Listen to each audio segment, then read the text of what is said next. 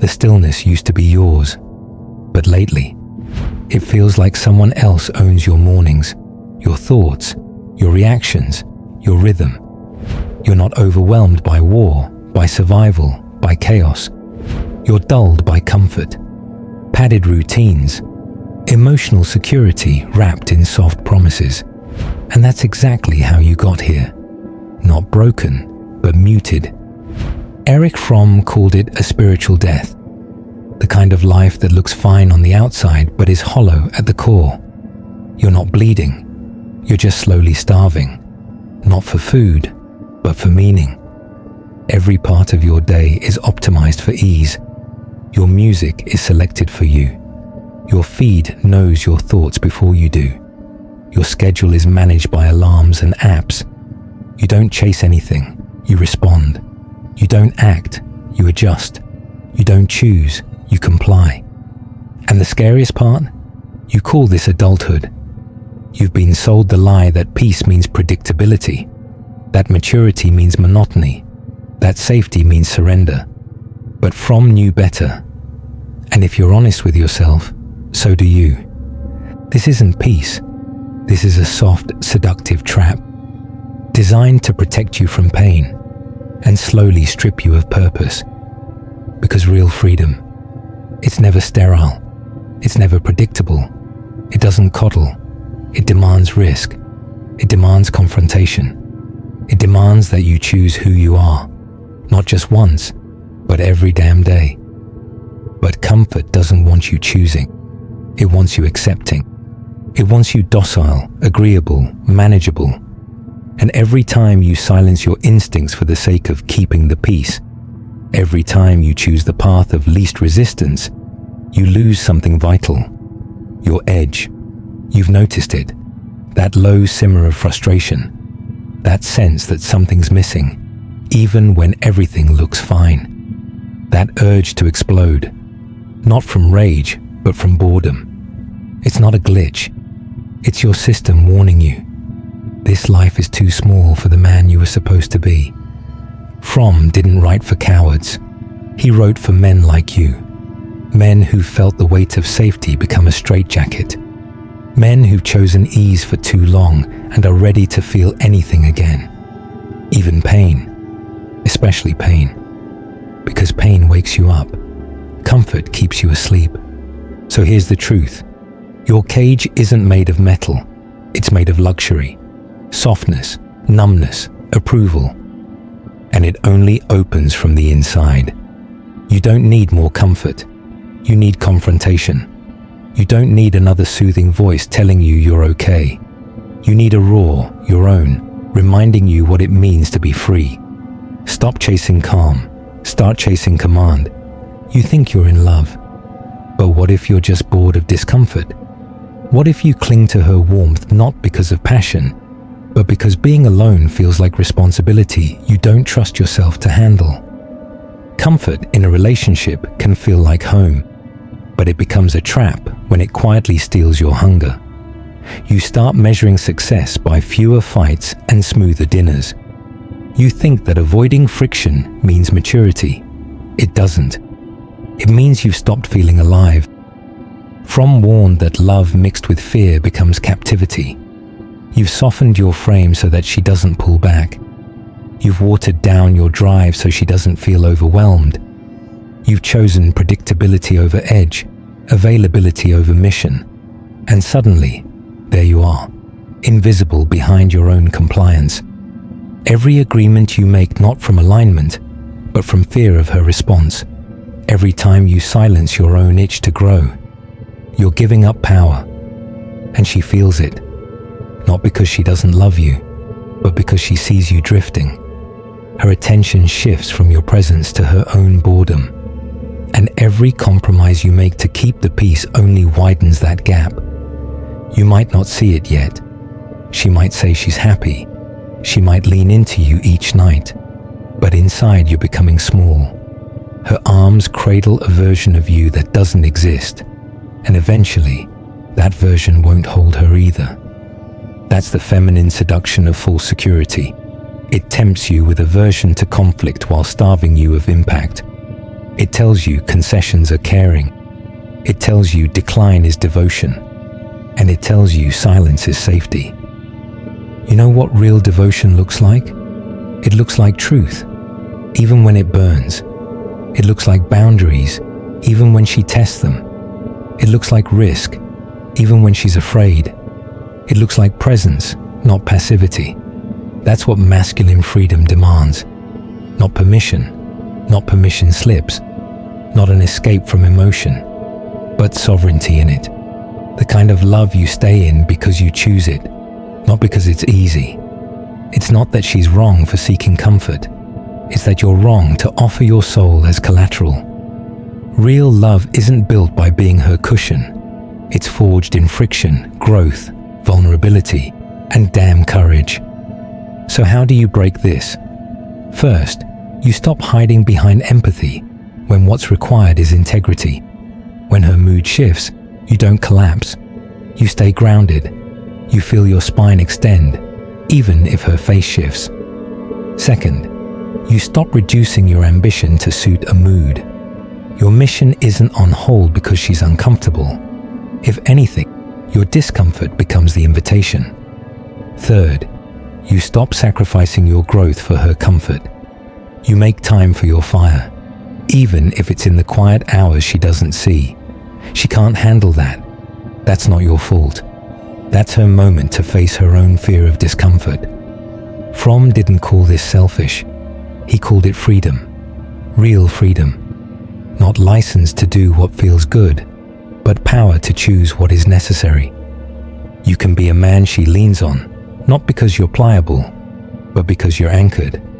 A man she trusts not because you comply, but because you decide. A man she loves not because you're predictable, but because you're authentic. Refuse the sedation. Refuse to be comfortable.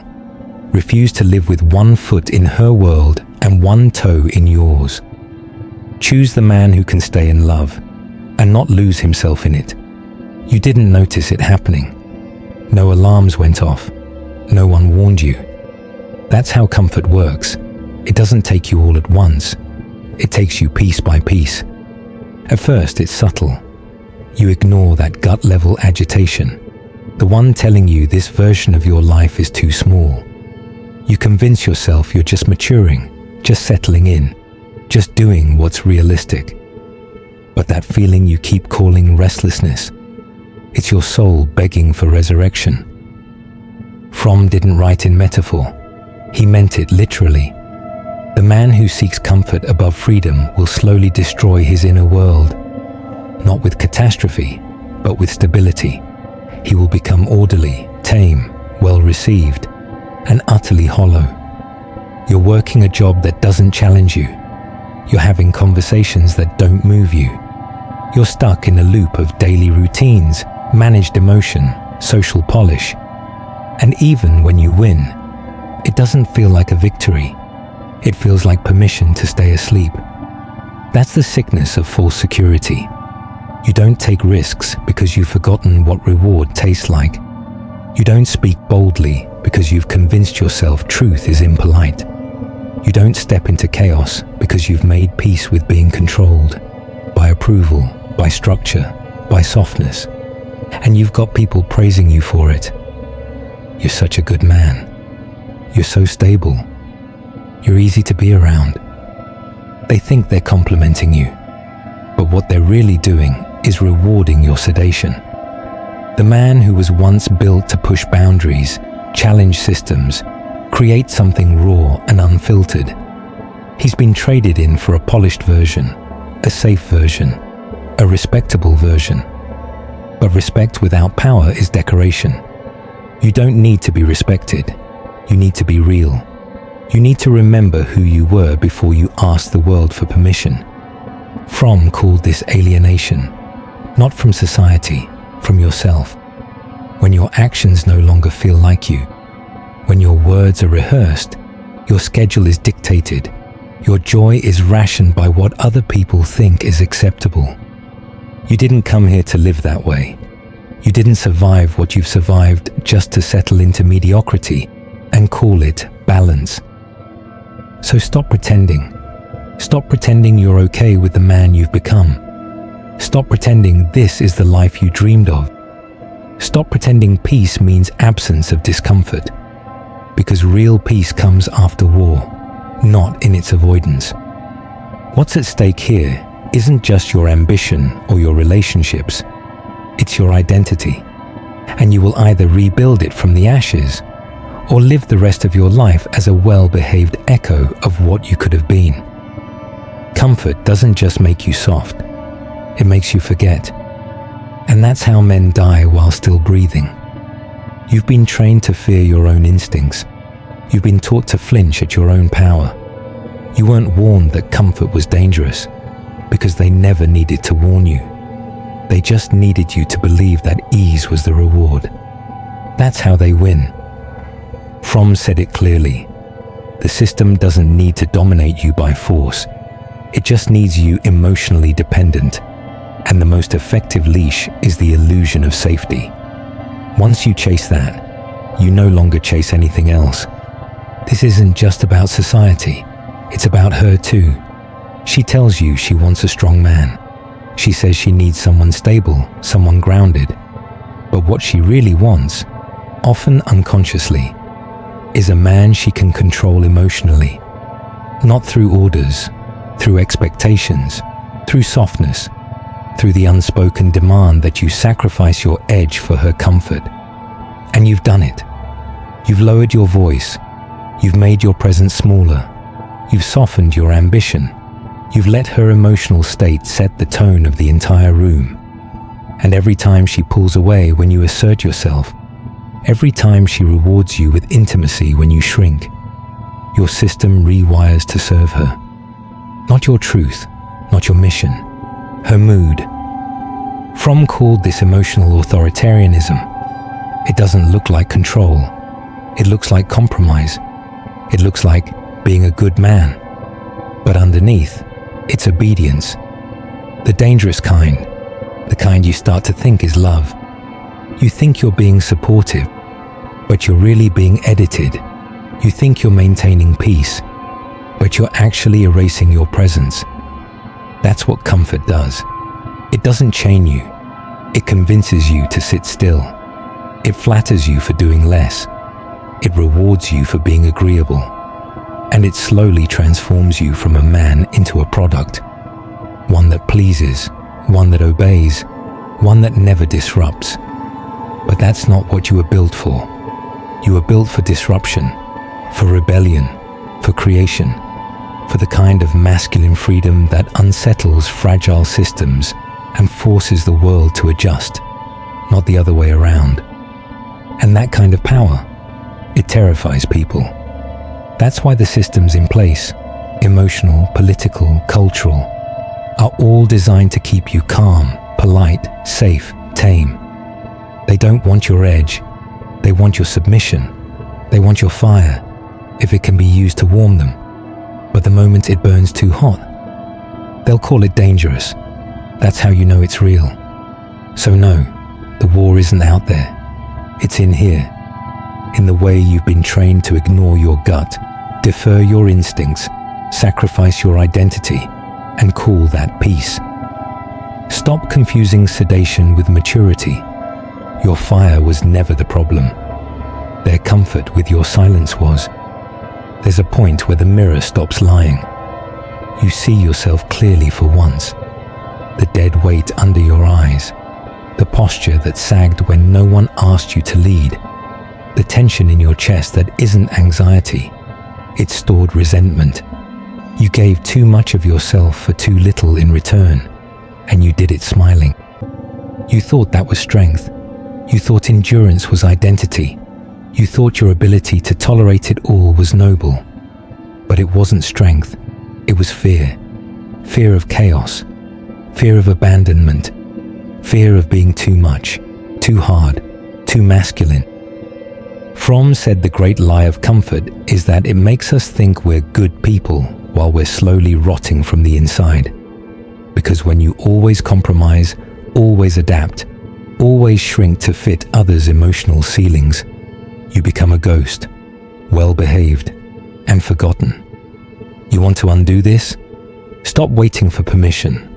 Stop trying to do the work silently, hoping someone will notice and reward you for it. No one's coming. There's no applause for the man who erases himself the cleanest. Rebuild begins here. Breath, space, stillness. Not the lazy kind, the intentional kind, where your nervous system isn't being hijacked by texts, guilt trips, subtle glances, tone shifts, or her sudden coldness. You don't respond out of instinct. You observe. You decide. That's the first layer of command. Fromm taught that true freedom isn't about doing whatever you want. It's about owning your choices. No more default apologies. No more emotional scrambling. No more compulsive peacekeeping. You hold the line. You remain. You breathe into tension instead of fixing it. Next, you find friction again. Friction is not the enemy. It's the forge. Whether it's the discomfort of saying no when it's unpopular, of making decisions that threaten the comfort of others, of holding a frame when you're being baited into guilt. That's where the real man emerges. You don't become solid by talking about boundaries. You become solid by living them, quietly, firmly, without explanation. This world is packed with men who journal about freedom and then bend at the first sign of disapproval, who meditate in the morning and collapse by lunchtime because her energy shifted. That's not mastery. That's emotional servitude. And Fromm warned, men like that don't just lose themselves. They become tools of the very forces they claim to resist. They think they're supporting women, culture, society. But really, they're sustaining the machine that eats them. If you want to be free, fully, brutally, unapologetically free, you're going to have to earn it. In the dark, in silence, in discipline, in discomfort. Because comfort made you forget. Discomfort is how you remember. So train. Strip back the softness. Step into moments that demand presence. Say what's true, even if it shakes the room, especially if it shakes her. The masculine doesn't need her approval. It needs your authority. You don't need to be louder. You need to be anchored. This is the moment most men walk away. Not because it's too hard, but because it's too honest. You can scroll past it, pretend you didn't hear it. Tell yourself, I'm already doing the work. But the truth is louder than your affirmations. You've been living like comfort is your God. You let the world set your emotional thermostat. You let her tears shut you down. You let her silence control your expression. You tell yourself it's love, but it's survival. You don't want to lose her, so you lose yourself instead. Fromm saw it decades ago. Man does not fear death as much as he fears freedom, because real freedom means standing alone, not emotionally, existentially. It means being misunderstood. It means being called cold, distant, harsh, unavailable. But the alternative is slavery in a soft bed. So choose. Choose fire. Choose risk. Choose power without apology. Not dominance, clarity, not coldness, presence. Not rebellion for the sake of chaos, but rebellion to reclaim your center. The part of you that doesn't flinch, doesn't collapse, doesn't need constant emotional management just to feel okay. If you want a woman beside you, fine. But make sure she's beside you, not above your nervous system. She doesn't get to run the whole show with mood swings and emotional hostages. That's not feminine power. That's manipulation dressed as vulnerability. And no, you don't fight that with force. You fight it with sovereignty. You stay grounded when she tests you. You keep your edge when she pulls back. You stay on mission when she demands all your attention. Because a man without a mission will always be someone else's tool. The world doesn't need another pacified, programmable, nice guy. It needs you, untamed, unedited, fully lit. But that version of you doesn't appear just because you realize something. He has to be built through discomfort, through fire, through days where you disappoint others but stay loyal to yourself, through moments where you want to fold but breathe instead. That's the new standard. So here's the final call, an invitation from one man to another. If this hits something deep, don't just think about it, do something. And if you're walking this path, like and subscribe. You need to stay surrounded by the fire and brotherhood that reminds you who the hell you are.